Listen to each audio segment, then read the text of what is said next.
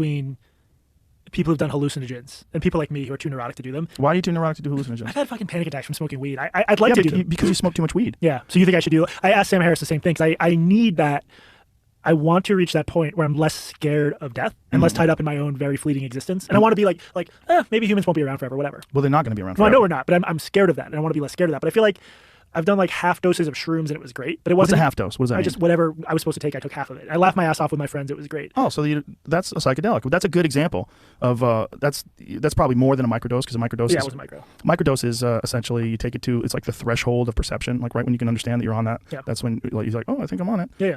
So, but you still can function normally and behave better, and actually have better visual acuity. There's like some benefits to that. But a good little tiny dose of mushrooms is what I always recommend to someone who's scared, because it makes you like relax. It alleviates anxiety. You feel better, and you feel very loving. Dude, this was with both times I did it was with high school friends at their like bachelor weekends, and it had all the effects weed is supposed to have. Everything was hilarious. This won't be funny after, but we came up with a sitcom called Shroomates. It's about roommates who are on shrooms. I like the at name. the time. It was hilarious. Dude, it's a good name. It made me laugh. There That's we a good go. name. Yeah. You got paranoid from weed. I've been paranoid from weed. No, not Weed- paranoid. Not paranoid. Panic attack.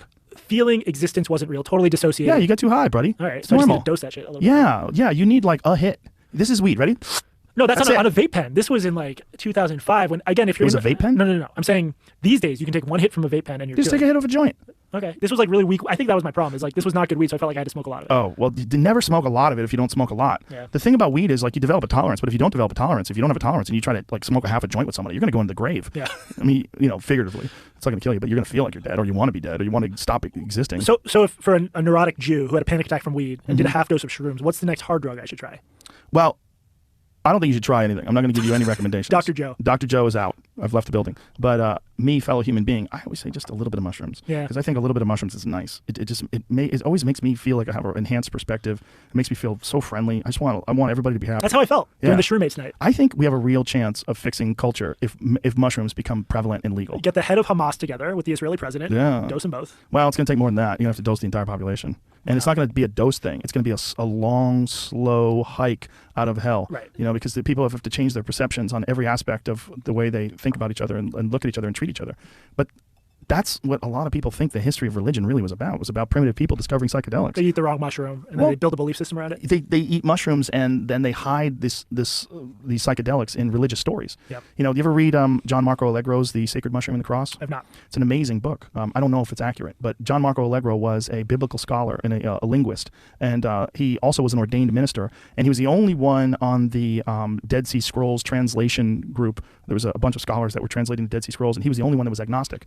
Because as a theologian, as he was studying religions and looking at the histories of these things, he started realizing like that there was so many of these were connected by more and more ancient stories, and he started becoming very skeptical and became agnostic. Yep. But all the other people on the group were very religious.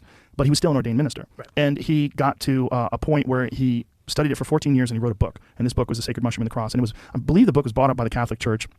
And then I bought some copies of it that were used online, but then a guy named Jan Irvin released it. He republished it and released it, so you can get it now. But it's a fascinating book. And in this book, he said basically all of Christianity was most likely about psychedelic mushroom rituals and fertility rituals. That fertility rituals were a gigantic part because, infant mortality was very high. Yeah. Mortality. You got an infection, you died, you broke your leg, you died. You're likely to die. Yeah. Most people didn't live very long because of injuries and sickness. And he traced the word Christ back to an ancient Sumerian word that means a mushroom coated in God's semen. So this is when they thought, awesome. you're talking about, we're talking thousands and thousands and thousands of years ago, right? So when it rained, these mushrooms would just appear out of the ground, and then they would eat them and trip balls. And they would think that God literally came out of the sky, and that this is how you would get in touch with God by eating these things. Imagine if you were a primitive person with no science, no written language. I mean, they told these stories just through oral tradition for over 1,000 years before anybody wrote them down, right? Yeah. And you're eating these things and tripping balls. Now, it's like it gets deep because there's so many things connected to this theory that John Marco Allegro had that it's very bizarre when you follow it. One of the things was Christmas, like the Christmas trees, pine trees. Underneath these pine trees, you always have these like shiny packages, right? Well, there's a mycorrhizal relationship between coniferous trees and a mushroom called the Amanita muscaria. This Amanita muscaria mushroom was like worshipped all throughout human history. In fact, it was like very closely connected to Santa Claus and to elves. But when you trip balls, you can see elves. Yeah. That's what's fucked up. So this mushroom looks like Santa Claus. It's red and white. and it grows underneath Christmas trees, underneath pine trees. Is that It's why even all worse. these Scandinavian cultures have like elven mythology? Yes, yes, Oh, because shit, they're all that's tripping crazy. balls. Yeah. It gets even worse. When you take the mushrooms, the way you dry them out is you hang them from the leaves of the tree so they dry in the sun, Oh, so which those is are like- literally the decorations on Christmas trees.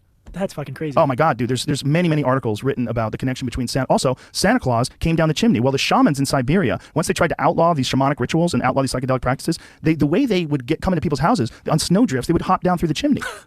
They would drop the mushrooms down and hop down through the chimney because they were trying to avoid the local law instead of going in through the door. I mean, this is even more basic than what you're saying, but so much of the Bible is just fucking trippy. Just talking It's even worse. snake, How plague of locusts. How about the, well, we could tell you more about that, but how about the reindeer, right? Santa has these reindeer and they're flying, right? Yeah. Well, reindeer are incredibly attracted to the Amanita muscaria mushroom. So much so that shamans who have these psychedelic rituals have pointed out that when they go outside of their tent or outside of their hut to take a piss, that the reindeer will knock them over to get to the piss because the piss has the smell of these psychedelic mushrooms in them. Holy shit. And the way people extra trip, one of the things they do is they piss into a glass while they're tripping because some of the psychedelics get filtered through the body and it winds up in the urine, and then they drink the urine and blast off into orbit. They get even higher than they were before. Jesus. Yeah, it's wild shit. So this is like an ancient practice of drinking your own piss while you're tripping balls on mushrooms, and it's connected to these fucking reindeer, which are caribou. And caribou are always eating these Amanita muscaria mushrooms. They thrive on them.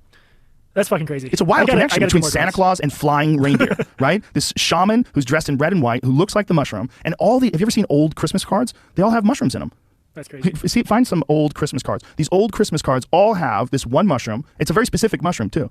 But it's a controversial mushroom because I've tried that mushroom before too, and it didn't really do much. Psilocybin will knock your fucking socks off, but the Amanita muscaria, like look at Oh these. my God. Yeah, all of these old Christmas cards, all of these old Christmas decorations, they all had mushroom iconography in it. Like look at that one right there that your cursor is above. Look at that. How crazy is that? It's like shit, right in man? plain sight too. Yeah. It's not even. I mean, they look like Santa Claus.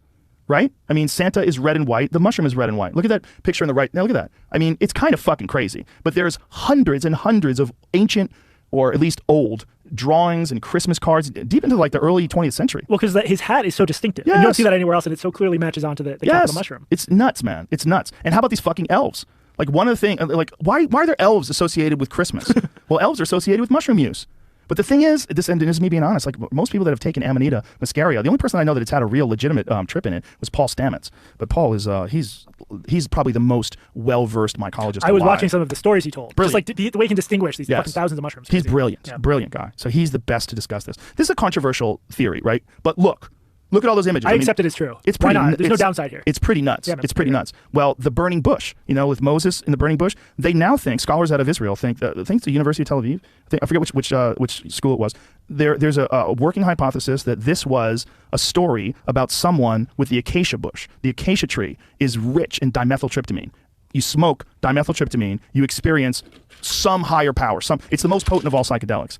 Well, burning bush and you meet God. I mean, it's not hard to make that connection. And this is, see if we can find that. The University of Tel Aviv. I think it's Tel Aviv. See, this is when we were in Hebrew school, there was so much casual genocide because God would just wipe out this tribe or that tribe. If Yeah. we learned about shit like this, it would Yeah. have been much more useful and interesting. God did some wild shit. How about Really did. Elisha and the she-bear that killed all the kids, making fun of him for being bald? Dude, the whole like Jacob, like he's about to someone about to kill their own kid, but then God stays his hand. Like, Gotcha. I was just kidding. Yeah. you just made that one up, Yeah. the she-bear one. No. Which one? I'm Oh, thinking God, Cain you and just Abel. did God. Yeah, yeah. Like, yeah. Well, there's a few of those stories where God's testing you and tempting But you. that's the thing; it's treated as is it Isaac's about to kill Jacob, right? I have the That's name what. right? Yeah. That idea that your faith should lead you to be willing to murder your child, to throw all your own moral intuitions to the wind. 'Cause God Because this tells you. voice in the sky tells you to. Even when I was like 13, I think my classmates felt the same way. We were like, this is fucked up. Like, God's kind of an asshole. Well, John Marco Allegro's belief was that all of the stories that were in the Bible were all designed to hide these rituals, and that like even the apple in Adam and Eve, that the apple represented the Amanita muscaria mushroom, and that God did not want Eve to eat the apple because if she did, she would have an understanding of him and of God. There's so much wild shit to it, and the idea was that they wrote all these things down in parables and in these stories with this cryptic meaning to it to hide it from the Romans when they were being conquered. Right. Oh, because their religious beliefs were sort of being outlawed. Yeah, exactly. That's crazy. It's wild shit, man. But it sounds crazy. All of it sounds crazy. But what's not crazy is that psychedelic mushrooms exist. They're real and they're prevalent. They're everywhere. Well, so the thing I feel like I'm missing out on by being, I think, too neurotic and fucked up to do these drugs is like you achieve these states where you've done a lot of stuff. You can't explain that state to other people. No, you can't. But you learn something that stays with you permanently. That's what I'm a little bit envious I don't of. know if it's permanent. For me, it feels like semi-permanent. I feel like it's like a fading tattoo, and you need to get it touched up every now and then. You have. I think it's definitely steered me in a completely different direction and changed my perspective forever. But sometimes I forget how much it's changed, and then I have to trip again. And then when I trip again, I go, oh yeah. And then it just gives me a massive refresher course that knocks me right back on track. But what is it that fades? Because from my point of view, a close relative of mine did acid and experienced ego death, and he was Yeah. like, yeah, from then on I just didn't fear death in the same way. That seems like a permanent switch that you're flipping. What aspect of it fades over time? Well, for sure, I have a different perspective than I had before I did anything. For sure, that's permanent. My perspective is different, and people who know me have said that I'm a different human being. Like if you know me from 2000 versus me from 2021, I'm a different person. Like less aggressive, or I just see things in a different way. I'm more open-minded. I'm more open to ideas. When you experience the DMT realm, you're like, okay, well, how the fuck is this real? Like, how does this, like, you just get there in 30 seconds? Like, Yeah. so this is just exists around us all the time? Yeah. Like, what is this?